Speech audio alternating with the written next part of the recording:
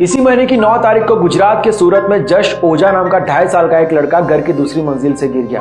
Doctor ने उसे brain dead घोषित कर दिया, कहा कि बचने के चांसेस ना के बराबर है। ये सुनते वक्त उसके परिवार वालों के ऊपर क्या बीती होगी इसका अंदाजा भी लगाना नामुमकिन है। उनका कहना था कि जश बड़ी मन्नतों से हुआ था। ऐसे हालत में उसके परिवार ने एक बहुत बड़ा फैसला लिया, इस बच्चे के अंगदान का फैसला। जश के हार्ट से रशिया के 4 साल के एक बच्चे को नई जिंदगी मिली। उसके लंग से यूक्रेन के एक बच्चे को नई जिंदगी मिली। अहमदाबाद की 14 और 17 साल की 2 लड़कियों में किडनी ट्रांसप्लांट किया गया। गुजरात के भावनगर के 2 साल के एक लड़के को लीवर डोनेट किया गया। जश की कॉर्निया को सूरत की एक आई बैंक को डोनेट किया गया, जिससे 2 लोगों को आंखों की रोशनी मिलेगी। इस बच्चे के अंगदान के फैसले से 7 लोगों को नई जिंदगी मिली। जश ओझा, ऐसे इंसान अमर रहते हैं और ऐसे माँ बाप जिन्होंने ये फैसला लिया।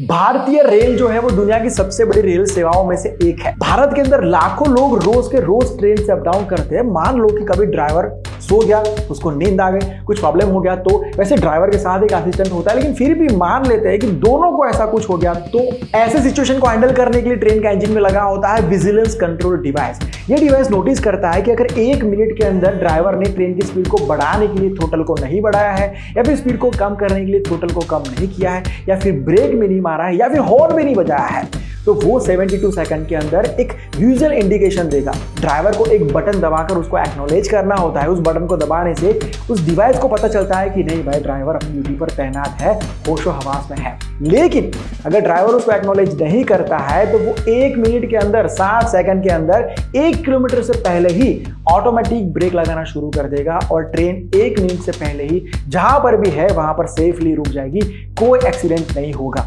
8 वार्निंग साइंस, जिससे आप समझ जाना कि आपकी बॉडी में पानी की कमी है और इस कमी को आप हल्के में बिल्कुल भी मत लेना। हल्का हल्का हेडेक होते रहना।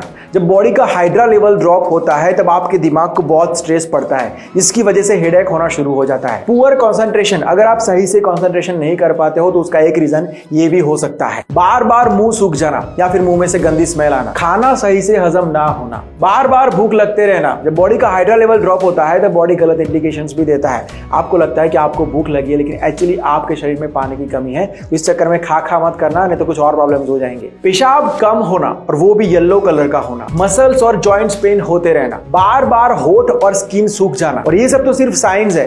बिना पानी के बॉडी को जो नुकसान होता है वो बहुत ज्यादा बड़े हैं। तो सही से पानी पिया करो और फिट रहो।